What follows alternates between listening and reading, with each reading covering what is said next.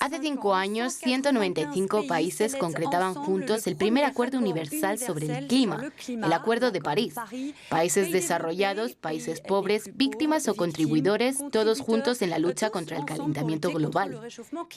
En esa época todo lo llevaba a cabo Francia y en particular en la sombra había una mujer, a menudo en tenis, nuestra invitada de hoy, Laurence Toubiana, antigua negociadora en jefe de Francia y arquitecta de este acuerdo.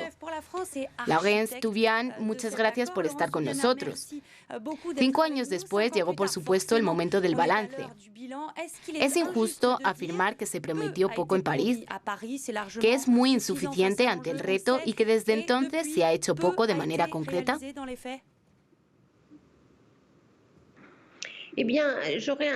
Yo haría un juicio un poco más matizado. Muchas gracias por invitarme a ser parte de esta retrospectiva.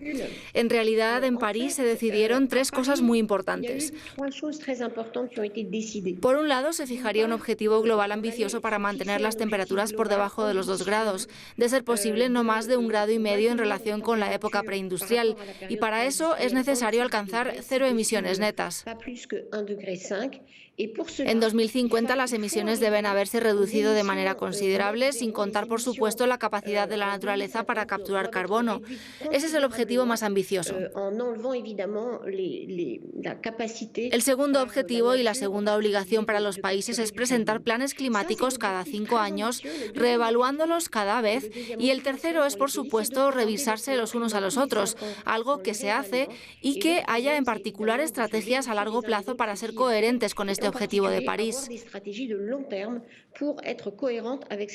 Eso fue lo que se decidió en París, lo que significa que los planes climáticos propuestos en 2015 eran borradores y que los planes climáticos definitivos, los que deben ser realmente coherentes con el objetivo de 2050, con el objetivo de mantenerse por debajo de los 2 grados, deben estar listos este año. Estaban previstos para este año o a más tardar el próximo año, porque a causa de la crisis de COVID, la conferencia de las partes que debían evaluar esos planes climáticos fue pospuesta para el próximo año.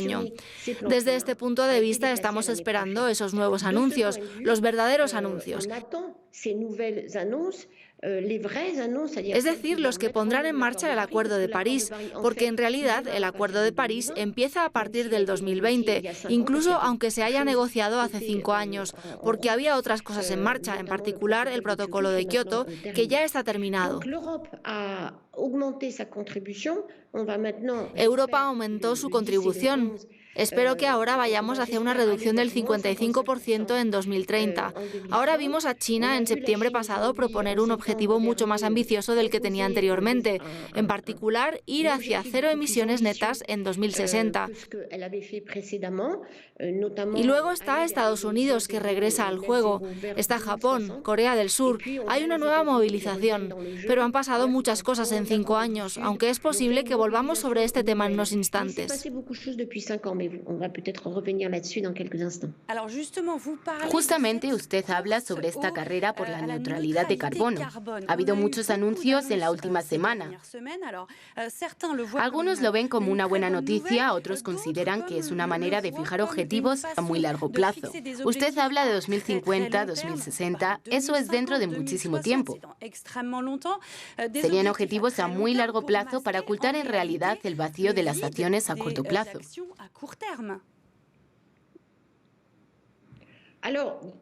Eso hay que corregirlo. Por supuesto que si solo hubiera anuncios a 2050 o 2060 no sería algo serio. Es necesario que haya planes precisos, que incluyan medidas inmediatas que deben tomarse en esos 5 años para alcanzar esa neutralidad de carbono en 2050 o en 2060 para un país grande como China, cuyas emisiones son muy altas. Por supuesto, todo se juega sobre la credibilidad de los planes. Por eso es muy importante lo que los países decidan para 2030, es decir, cuál será su plan climático definitivo y que digan cómo lo van a lograr. No es simplemente una cifra, se trata de las medidas. Cuando uno mira, por ejemplo, el compromiso europeo, se ve cómo Europa va a alcanzar una reducción del 55% o la neutralidad de carbono para 2050, habiendo, por ejemplo, acelerado la electrificación del transporte. El plan hacia 2030 o 2035 es no tener más automóviles nuevos que estén construidos con un motor de combustión, es decir, tener automóviles eléctricos. La renovación de los edificios, la transformación de la agricultura, la transformación de la industria. Europa tiene un plan bastante claro, preciso, que estará finalizando en el primer semestre de 2021, pero los países también.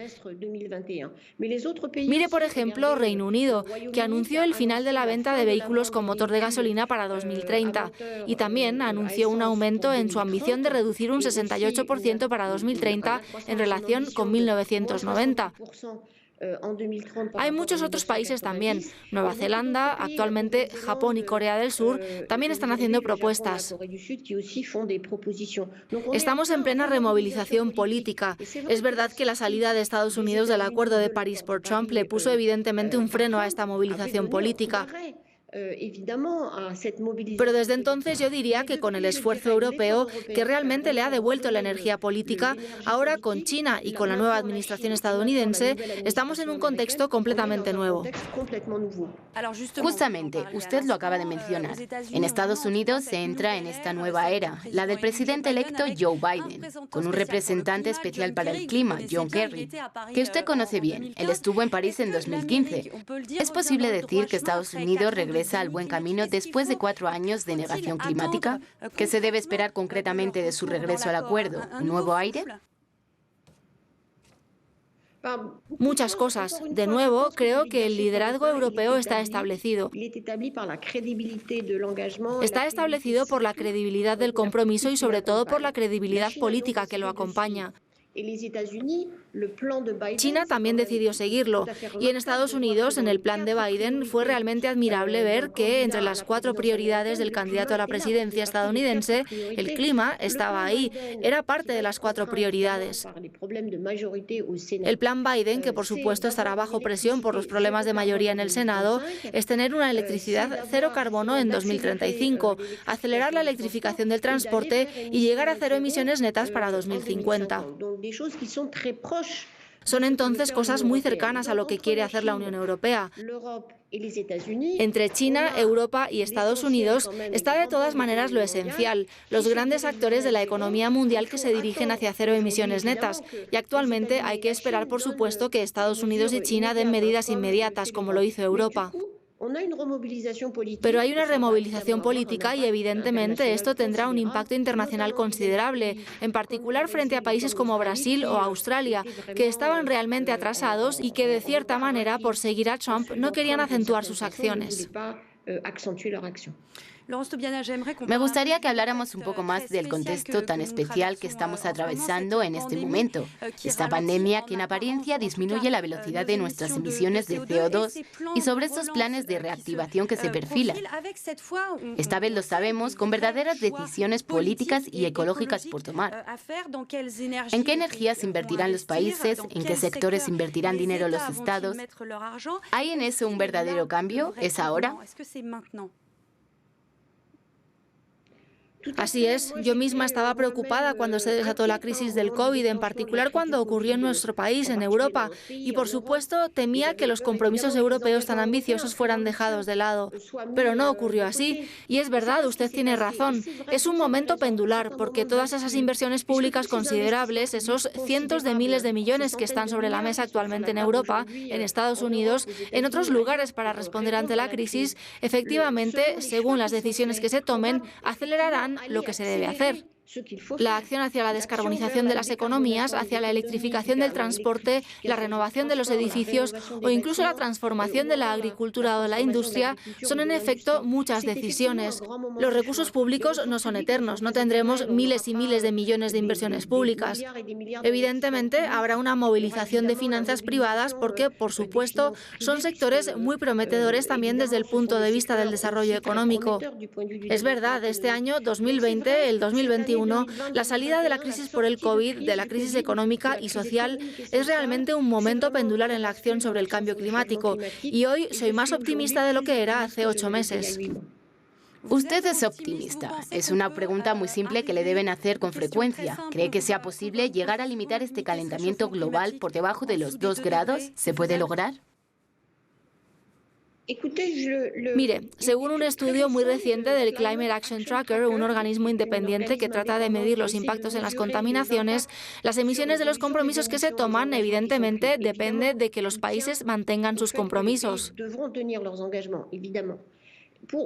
Antes de París, los índices de aumento del clima, las tendencias nos llevaban hacia un aumento de temperatura de entre 4 y 5 grados en relación con el periodo preindustrial.